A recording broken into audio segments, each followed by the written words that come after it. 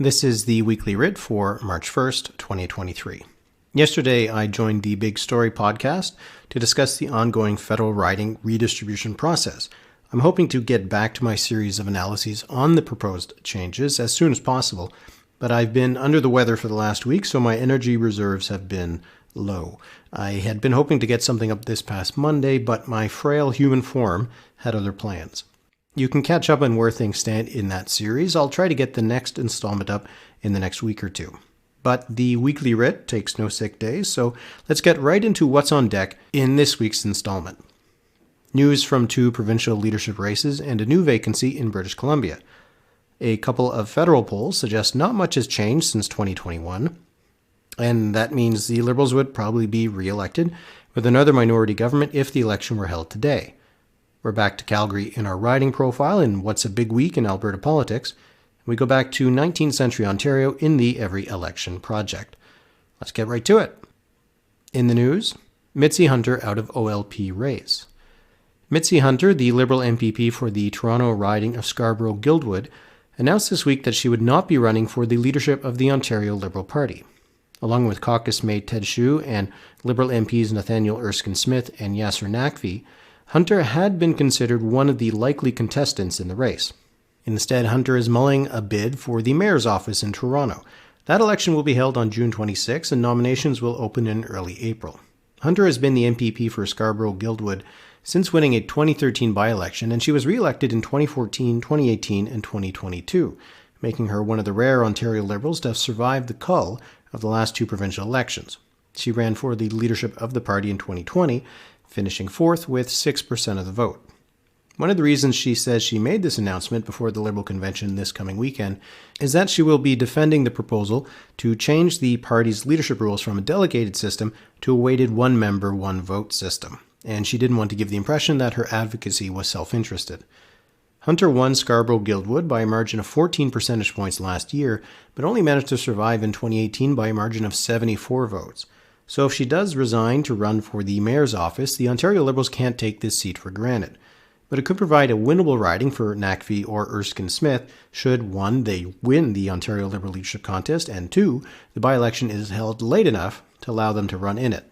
If the date of the leadership is set for later this year, that might be possible. If it is set for after this year, it won't. Eugene Manning running for NLPC leadership.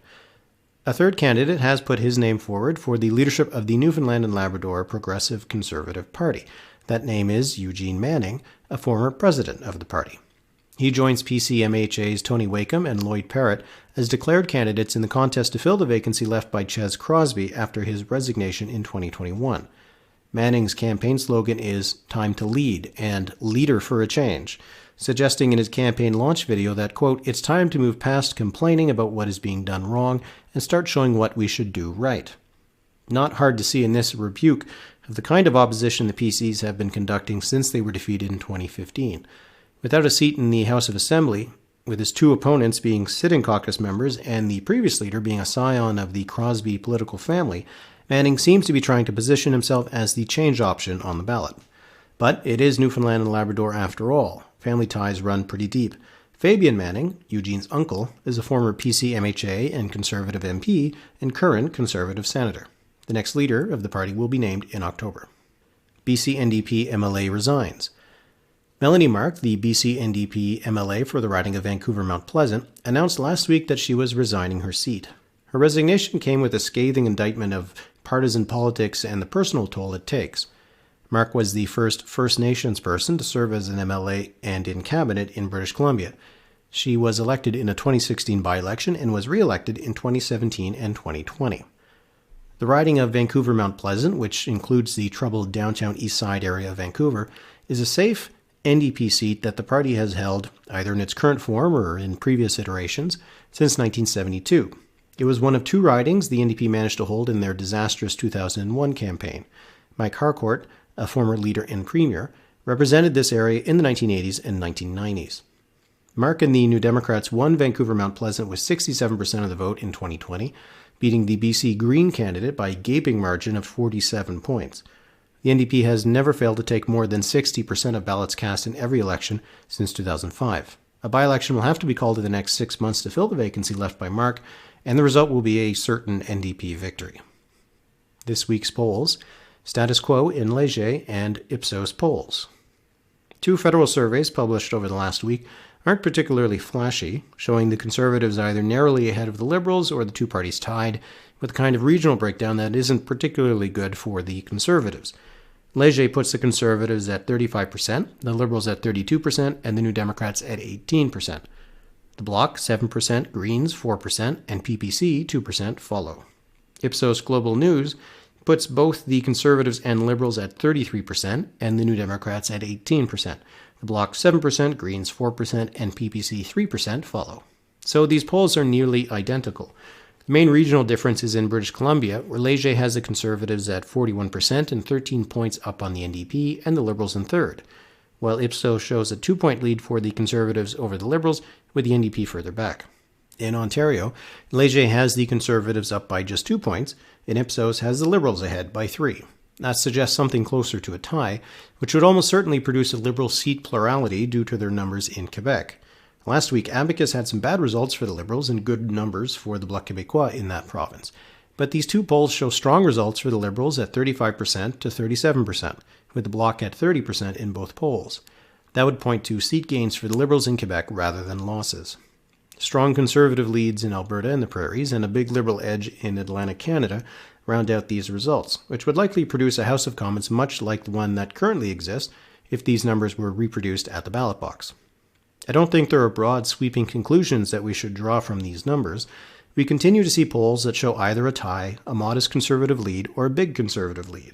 This argues for something in between, that the Conservatives are probably ahead, but probably not ahead by enough to win an election if it were held today. Speaking of which, if the election were held today, the Liberals would win another minority government, though with a somewhat reduced caucus.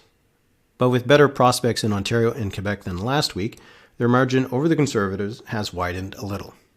There were no changes made to any of the provincial seat estimates. Riding of the week: Calgary-Acadia, Alberta. The results in Calgary-Acadia could decide the fate of a high-profile UCP cabinet minister as well as the complexion of Alberta's next government. Tyler Shandro won this seat for the United Conservatives in 2019 with 54.3% of the vote, beating the NDP's Kate Andrews by nearly 20 points. She took 34.6% of the vote, while the Alberta Party candidate managed 7.4%. It was a return to form for this riding. Though the boundaries have shifted over time, the New Democrats only narrowly won Calgary-Acadia in 2015 with 35% support. Wildrose and the Progressive Conservatives finished just behind with 31% and 29% respectively. Prior to that breakthrough for the NDP, this part of the city had been entirely held by the PCs without interruption since 1975. As the riding is immediately to the south of Calgary-Buffalo, one of 3 Calgary ridings the NDP managed to hold in 2019, Calgary-Acadia might look like a natural next step for the New Democrats. But the bulk of the riding's voters are geographically separated from Calgary-Buffalo by a large industrial and commercial park that occupies the northern half of Calgary-Acadia. It puts the riding firmly in the southern suburbs of Calgary, which is rough territory for the NDP. The NDP has far better chances of expanding into the northeastern and northwestern suburbs, but it won't be enough to win government. If the UCP can hold on in the southern suburbs, that will probably do the job of keeping Daniel Smith in office. A riding like Calgary-Acadia is certainly on the bubble. Polls have shown a UCP-NDP swing in Calgary of more than the 20 points that gave Shandro the win in 2019, but not much more than 20 points. Shandro is running again. He has held 3 cabinet portfolios since coming to office, most notably as Minister of Health from 2019 to 2021. That gave him prominence during the height of the pandemic, though it also made him a lightning rod for criticism at a time when Jason Kenney's government was being pilloried from both sides over its handling of COVID-19. Since the end of 2021, Shandro has served as Labour and Immigration Minister and most recently as Minister of Justice.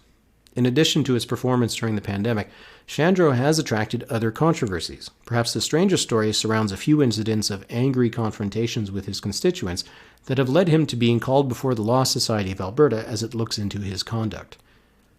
Deanna Batten, a registered nurse, will be running for the NDP, providing a good contrast as the New Democrats try to make the UCP's handling of the healthcare system, including when Shandro was in charge of it, central to their campaign. Coming up on Friday, the Writ podcast will delve into the politics of the new Alberta budget. If you have questions you'd like to hear answered, you can drop me a line in the Writ's Substack app chat. I solicit questions and lines of discussion for the podcast from subscribers for most episodes. On this day in the Every Election Project, Prelude to a Fall in Ontario, March 1st, 1898. In early 1898, the Ontario Liberals tried to do something they hadn't done in over 20 years, win an election without Oliver Mowat. Mowat, Ontario's bespectacled, longest-serving premier, had resigned to take up a new post in Wilfrid Laurier's federal government in 1896, after 24 years in office. His Liberals had governed the province without interruption since 1871, as dominant in Canada's largest province in the last decades of the 19th century as John A. Macdonald's Conservatives had been in Ottawa. Trying to fill Mowat's big shoes was his most senior minister, Arthur Sturgis Hardy, whose diabetes made him hesitate to take the position until he, quote, concluded not to let it pass by. There were other good men who could have taken the place, and it would not have gone begging. But you know how very difficult it is in this wicked world to let high honours pass by. Hardy took over the redoubtable Liberal machine and seemed in a good position with a friendly federal Liberal government handing out patronage and favours. The Conservatives had never mounted much of a challenge, though their new leader, James Pliny Whitney, brought new energy and a tireless work ethic to the leadership of their party. Still, the Conservatives were short on money and organization, and Whitney's task would be a daunting one. Some things, however, were starting to go Whitney's way. The 1894 election had featured a number of parties on the ballot, including the Patrons of Industry, Farmers' Party, and the Anti-Catholic Protestant Protective Association.